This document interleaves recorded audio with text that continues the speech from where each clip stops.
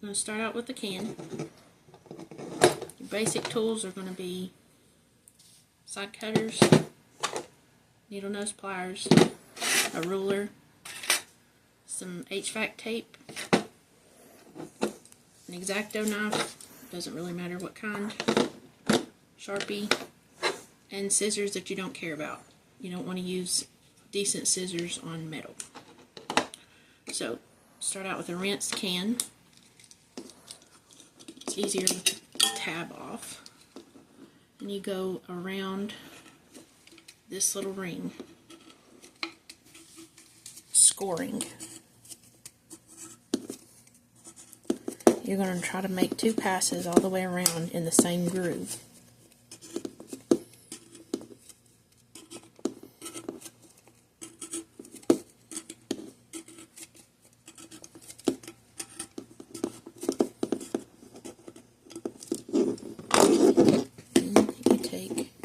Side cutters, make a cut all the way over to the edge.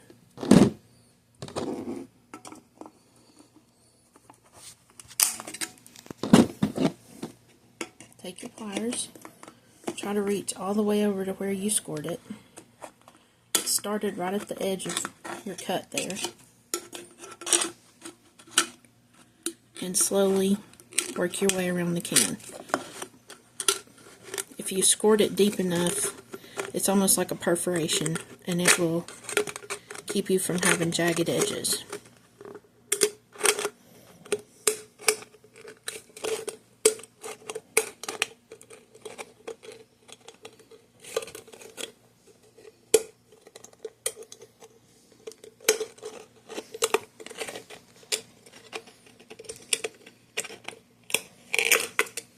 And you'll have removed that. Throw it away. Then you're going to take your marker and go exactly opposite, does not have to be perfect, and then roughly make a cross shape. Go back again. You're going to end up with, I think it's 16 marks. Once you do your initial 2 crosses like that, just go back in between each one and make a mark.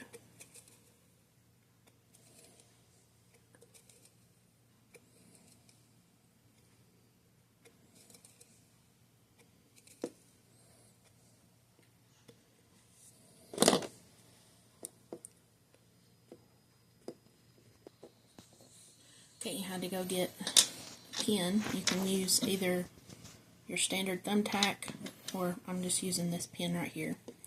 You're going to go about halfway down the bevel here, and under each mark, make a hole. Doesn't have to be exact.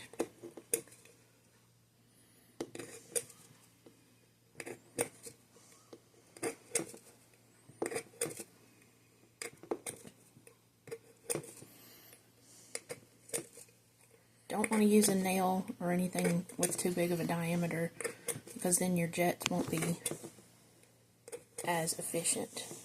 So I've got pins marks all the way around. Now I normally take 2 or 3 books to where I can adjust it.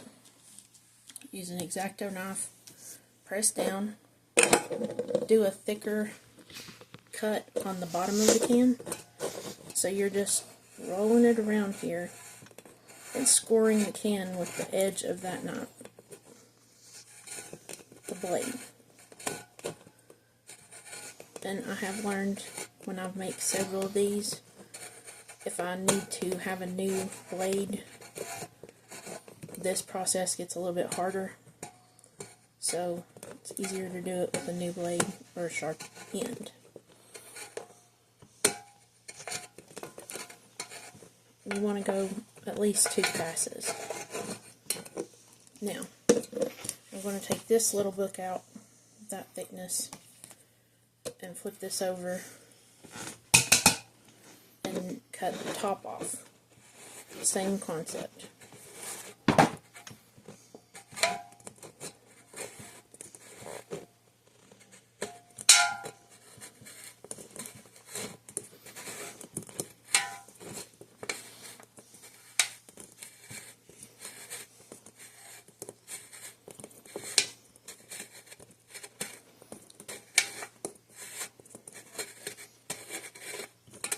Okay, so you scored here and here. You want to take and make a small incision at the top and the bottom.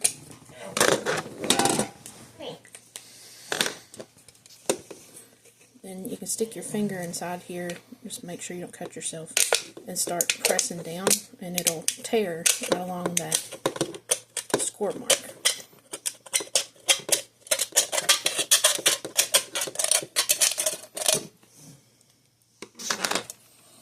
And we're going to work on the bottom.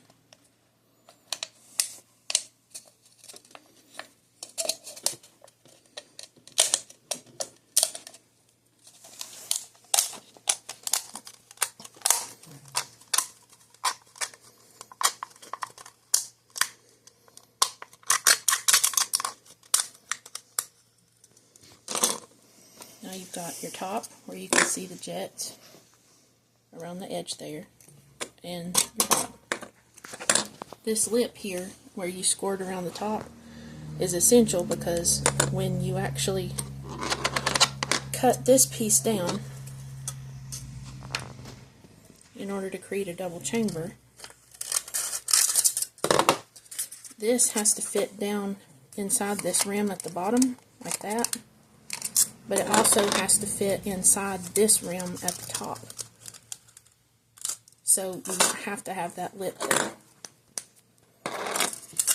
Now, I always trim up the edges, and it's best to do it at this angle. And just trim all the way around.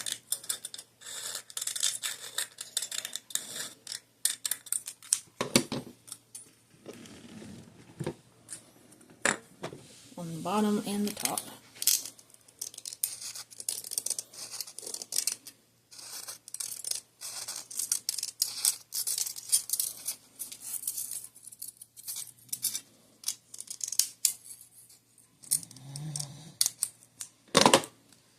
Now on the top, if you can use the edge of your marker, I use a Sharpie, and kind of lean it back and round out the edge, you make this easier to slide over the bottom, because at this point you're basically taking things that are the same diameter and trying to slide one over the other. So to make the bottom easier to go into the top, you would just barely crimp it a little bit. You don't want to crimp it too far, because that'll cause major dents in your sides. But I go around about 4 different places.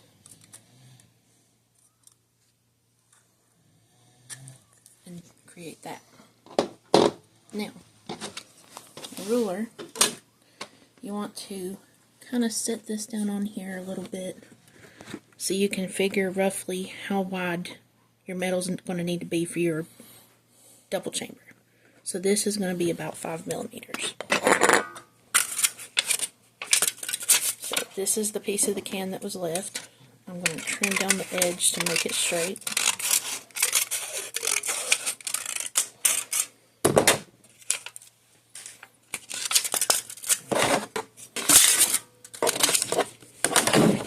Come up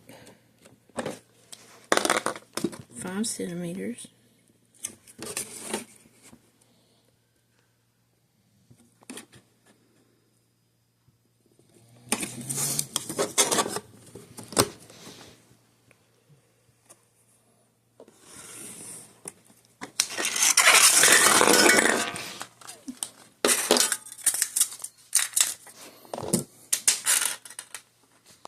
Cut away the excess.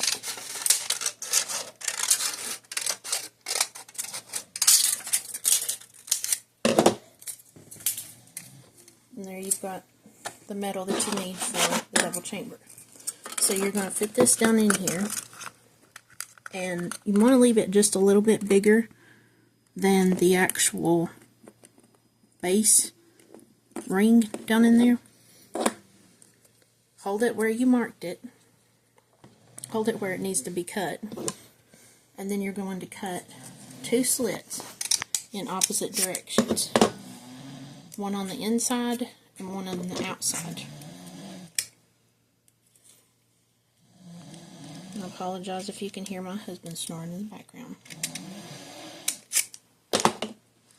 So, we got a cut here going up and a cut here going down.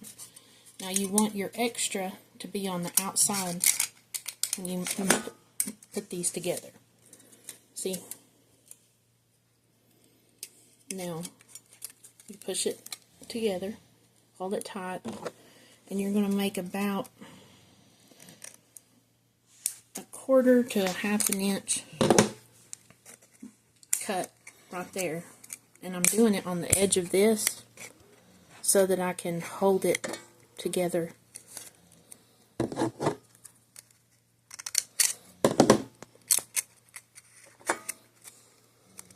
And it doesn't let it come apart very easily. Now these are going to go in the bottom because these are your airflow. So they go in the bottom of the can. Now it's time to put it together. So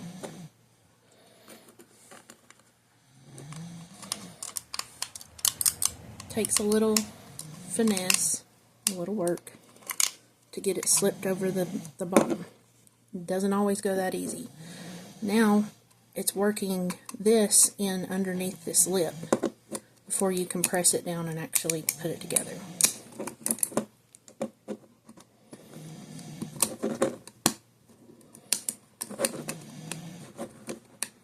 Definitely be careful. I've cut myself doing this several times.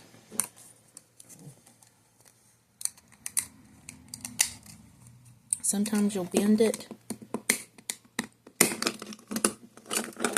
and then it pops apart. You just have to start back at that process, that step in the process. Okay.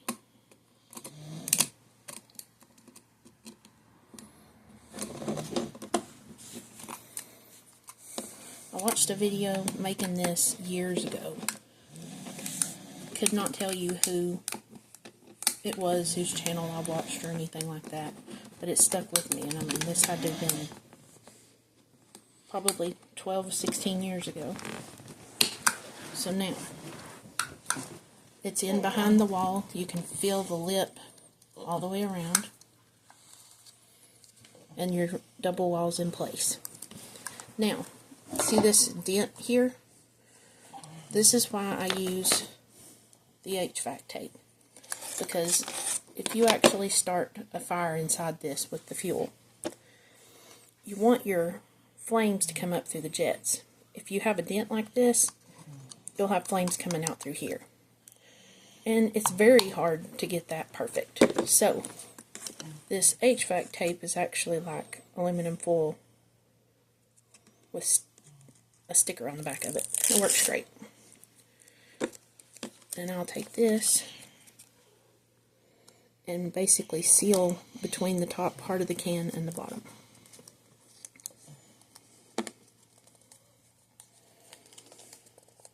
And I cut it a little bit long just to overlap it. This is actually this wide, so when I make a cut, I cut it long enough to go all the way around the can and then slice it down the middle to make more than one. Once I get it to this point, I'll just take the Sharpie marker and use it to round out the edges of the tape so that it doesn't stick out, and also helps kind of seal it down on the bottom and the top.